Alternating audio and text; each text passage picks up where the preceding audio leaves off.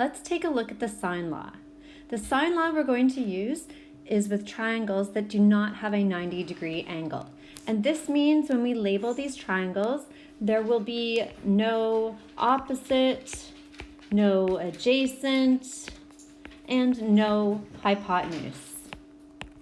So as you can see in the triangle on the left, we already have the vertices or the corners of the triangle labeled A, B, and C.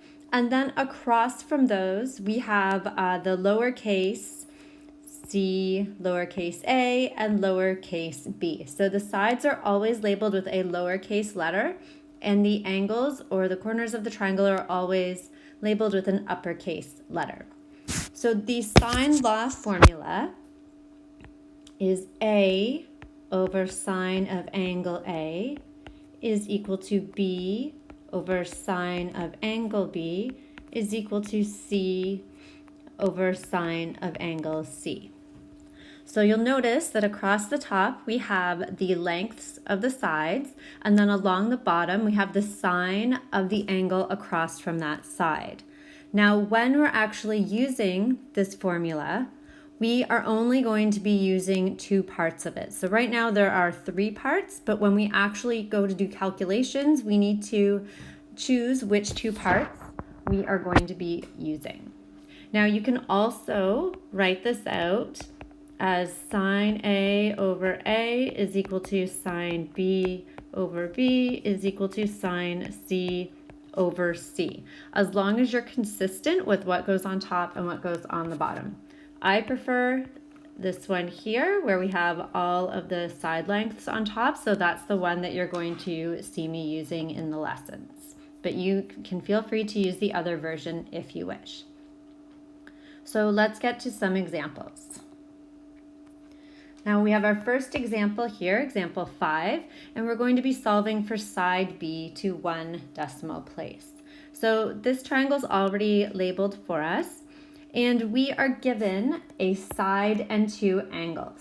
So when we're using sine law, there's certain cases where we can look at the information given and then it tells us we can definitely use sine law to solve this triangle, to find something missing in the triangle. So in this case, we have 2 angles and a side.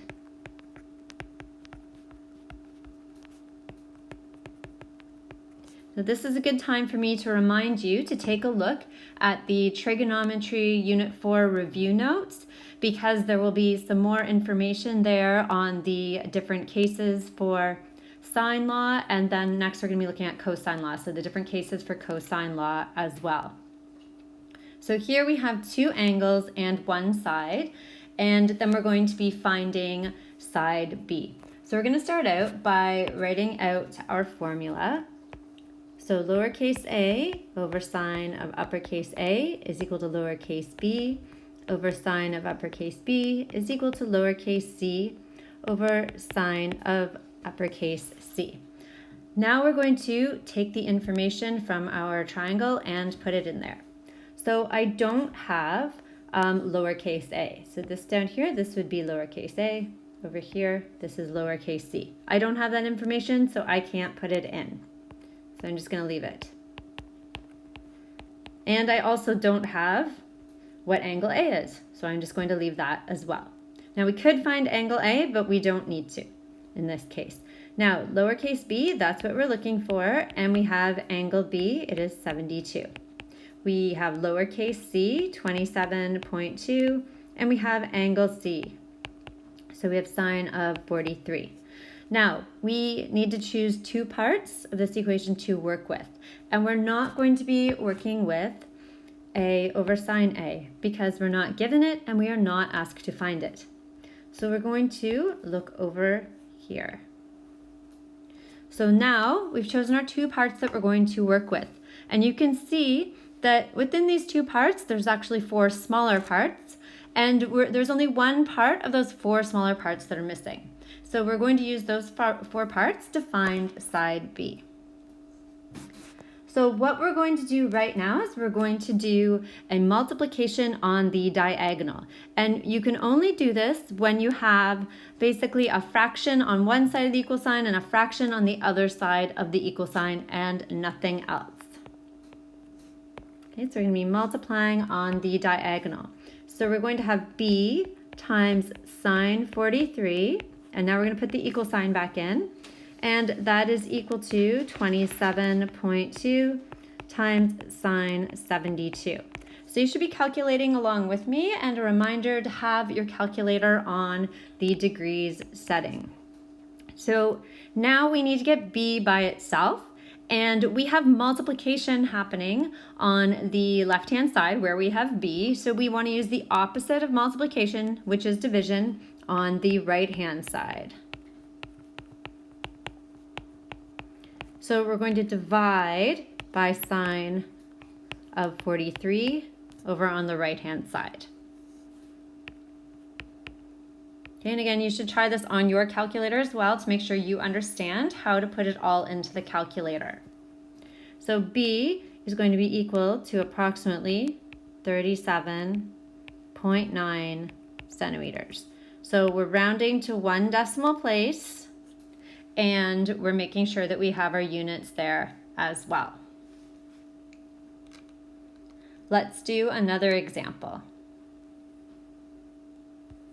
So in example 6, we are going to be solving for angle C, and we're going to be rounding to a whole number. So we are going to start out by, let's label our sides here. So across from uppercase B, we have lowercase b. Across from uppercase C, we have lowercase c. And across from uppercase A, we have lowercase a. So we're going to write out our formula again.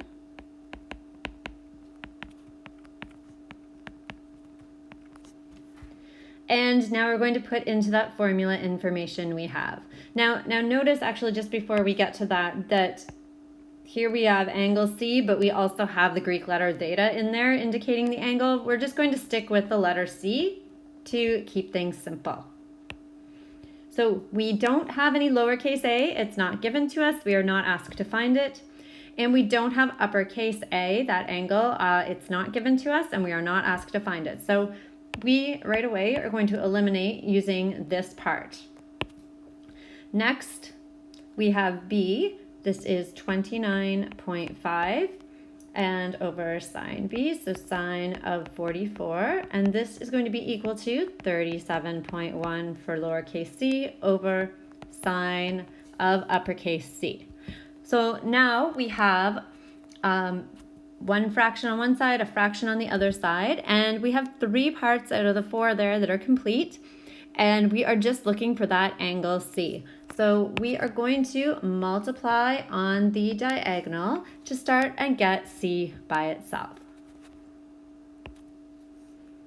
So we have 29.5 times sine of C is equal to 37.1 times sine 44. Now, just as we did with the previous example, we are going to divide on the right-hand side because we have multiplication happening on the left-hand side. So we end up with sine C is equal to 37.1 times sine 44 divided by 29.5. And we need to just get C. We don't want sine C, we want C by itself. So this is where we need to take the inverse sine. And we have the inverse sine of 37.1 times sine 44 divided by 29.5. And if you calculate correctly, you should get that C is equal to approximately 61 degrees.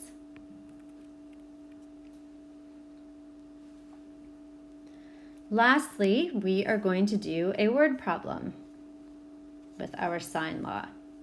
So we have example 7 here. Based on the measurements given in the diagram below, find the length of the lake.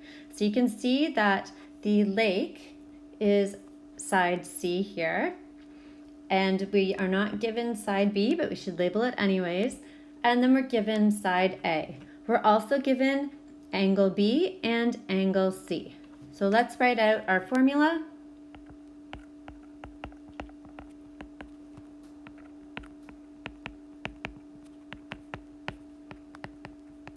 Now, if your triangle is not labeled A, B, and C, but has other letters, then of course you can just use your other letters in the formula instead of A, B, and C. As long as you make sure that across from those letters, you have the upper and lowercase of that same letter, right? So uppercase B and then lowercase b, those two are across from each other.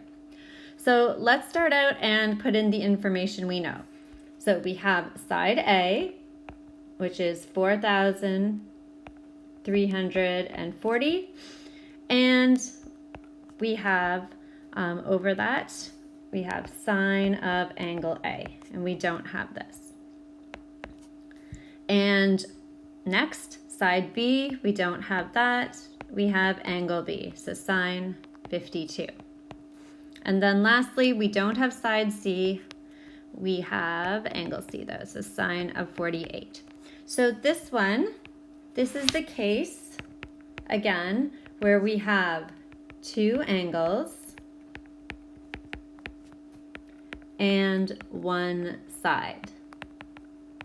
And I'm actually going to go back in a moment and look at example 6 because we didn't talk about that case name. But here we have two angles and one side, just like we did in example 5. Now, here the problem is we don't have an angle across from the side. And that's really what we need, is we need angles and sides across from each other.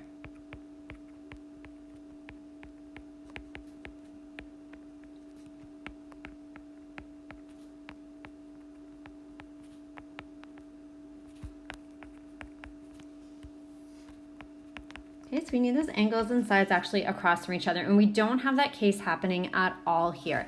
And if you look and see how we filled in our formula, like we are missing too many pieces to actually start solving anything. So what we need to do first is we need to find that angle A. And we can do that because the interior angles of a triangle add up to 180 degrees. So if we take 180 and we subtract what we're already given, so let me see if I can squeeze this on here. So angle A is going to be equal to 180 degrees minus 52 minus 48, and that gives us 80 degrees. So now we have angle A, which is 80 degrees. And now I'm going to actually just write that. I'm going to erase what we had here, and I'm going to write that in. There we go. So now we're actually going to have enough information to be able to build our equation and solve for the lake length, which is side C. So if we take a look at everything that we've been given here, we need this part here with C because we are looking for C. And now, after we found angle A, we have some complete information. We don't need to find side B, and this ratio in the middle is not going to help us at all. So we are going to be using 4,340 divided by sine of 80 is equal to lowercase c over sine 48. So we're going to use that to find C. And now we are going to just do what we did back in example 5. So we're going to multiply on the diagonal and work to get C by itself. So we have C times sine 80 is equal to 4,340 times sine 48. And now we want to divide on the right-hand side.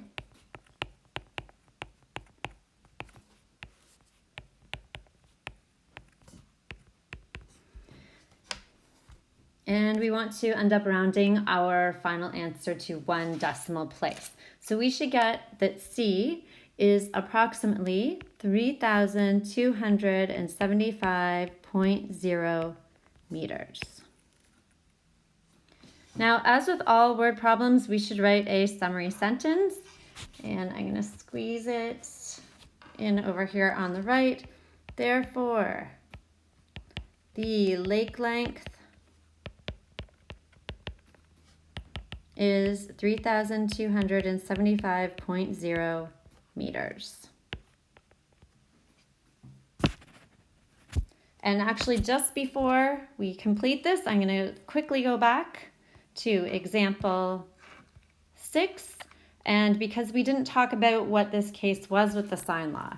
So with the sine law, you can have either 2 angles and a side, or in this case, we have 2 sides and an angle. And if you look at the trigonometry unit notes, there are more details there about the different cases.